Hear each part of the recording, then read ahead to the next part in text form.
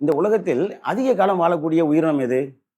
உருவத்தில ரொம்ப சின்னதா இருக்கு. ஆனா, அது ஆயுள் காலம் பார்த்தா அதிகமா இருக்கு. பெரிய உருவமா இருக்கு. ஆனா, அது ஆயுள் காலம் ரொம்ப கம்மியா இருக்கு.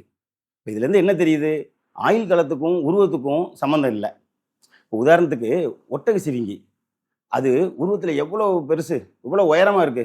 ஆனா, அதோடைய ஆயுள் காலம் பார்த்தோம்னா, வெறும் 30 ஆண்டு காலம் தான். அத விட உருவத்தில ரொம்ப சிறிதா இருக்கக்கூடிய சிங்கம். அதோடைய ஆயுள் காலம் 35லிருந்து 40 ஆண்டு காலம் வாழுது. அத விட அதிகமா வாழுது.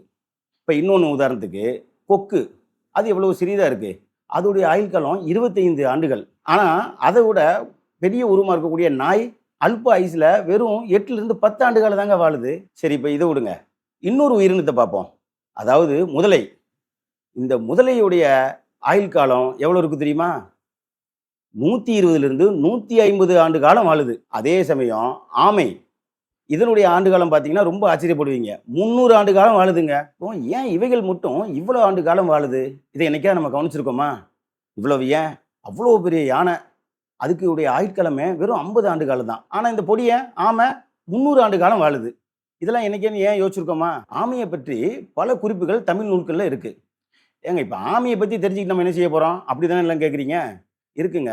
பல ஆண்டு காலம் நாமும் எப்படி வாழலாம்? அப்படின்னு தான் இத இந்த வீடியோல நம்ம தெரிஞ்சுக்க போறோம். வணக்கம். நான் தமிழ் கலைகள் மற்றும் வாழ்வியல் சார் ஆய்வாளர் உங்கள் செந்தில்நாதன். இந்த ஆமணையும் முதலையும் கவனிச்சிருக்கீங்களா? கவனிச்சில்லைன்னா இன்னொரு முறை நீங்க ஜூக்கு போயிட்டு அதை கவனமா பாருங்க. இது மற்ற மிருகங்களை மாதிரி தேவையில்லாம அங்கேயும் இங்கேயும் போகாது, அசையாது, பதட்டமா இருக்காது. ஏன் அதனுடைய மூச்சு காற்றையும் ஆற்றலையும் தேவையில்லாம வீணாக்காது. ஆனா இந்த நாய் அங்க இங்க ஓடும், பதட்டமா இருக்கும், மூச்சு வாங்கும், அதெல்லாம் பார்த்துருக்கீங்களா? அதனால தான் அது அல்ப ஆயுசுல போயிடுது.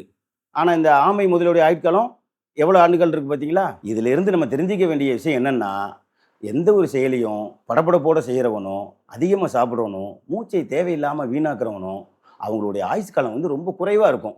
அப்ப நம்ம என்ன செய்யணும்? எந்த ஒரு செயலை செஞ்சாலும் யோசிச்சு பொறுமையா செய்யணும். நல்லா பசிச்சு குறைவா சாப்பிடணும். மூச்சை தேவையில்லாம வீணாக்கக்கூடாது. இந்த மாரிலாம் நம்ம பண்ணோம்னா, இந்த ஆமை, முதலைகள் போன்று நாமும் பல ஆண்டு காலம் வாழலாம் என்பது நம் முன்னோர்கள் கண்டறிந்த உண்மை. ராமலிங்க அடிகளார் அப்படின்னு ஒருத்தர் இருந்தாரு. உங்களுக்கெல்லாம் தெரியுமா? அவர பத்தி தெரியாதவங்க யார் இருக்க முடியும்? தனித்திரு, பசித்திரு, விழித்திரு. இப்போ நம்ம முன்னாடி அந்த ஆமை, முதலை அத பத்தி பார்த்தோம் இல்லையா? அதை இதையும் கொஞ்சம் சேர்த்து பாருங்க.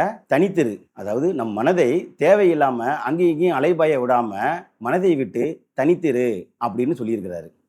பசித்திரு, நமக்கு தேவைக்கு உணவு உண்ணு, ஆனா அதிகமாக உணவு எடுத்துக்கிடாத அப்படின்னு பசித்திரு அப்படின்னு சொல்லியிருக்கிறாங்க. அடுத்து விழித்திரு, அதிக நேரம் உறங்காம, சுவாசத்து மேல கவனம் வச்சு, ரொம்ப விழிப்போட இருக்கணும் அப்படிங்கிறத விழித்திருன்னு சொல்லியிருக்கிறாங்க. எவ்வளோ ஒரு அருமையான வரிகள் பார்த்தீங்களா? இப்ப இதை கடைபிடித்தாலே மரணமில்லா பேர்வாழ்வு வாழலாம் அப்படின்னு நம்ம ராமலிங்க அடிகளார் ஐயா சொல்லியிருக்காங்க. இப்ப உங்களுக்கு தெரியுதா? இந்த படபடப்போட இருக்கக்கூடிய உயிரினங்கள், மூச்சை தேவையில்லாம வீணாக்கக்கூடிய உயிரினங்கள்லாம் உடைய ஆயுள் காலம் ரொம்ப குறைவா இருக்குங்கிறத நம்ம இதுல பார்க்குறோம். அப்ப நம்ம எப்படி இருக்கணும்? எந்த ஒரு செயலை செஞ்சாலும் பதட்டம் இல்லாம நிதானமா எந்த வேலையும் நம்ம செய்யணும். நல்லா பசிச்சு குறைவான சாப்பாட சாப்பிடுங்க. அதுவும் இல்லாம மூச்சு பயிற்சி டெய்லியும் செய்யணும். மூச்சு பயிற்சினா நீங்க பெரிய பெரிய பயிற்சிலாம் ஒண்ணும் பண்ணணும்னு கிடையாதுங்க. காலை, மாலை, இரவு இந்த 3 நேரத்திலயும் 20லேருந்து ஒரு 30 முறை இந்த உங்கள டாக்டர்லாம் சொல்லியிருப்பாங்கல்ல, மூச்சு இழுத்து விடுங்க அப்படின்னு.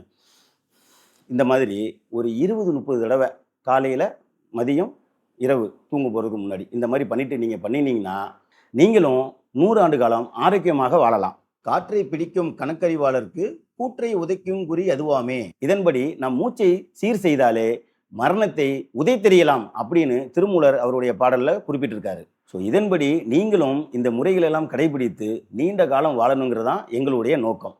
தொடர்ந்து தெளிவருவோம். எங்களோடு இணைந்திருங்கள்.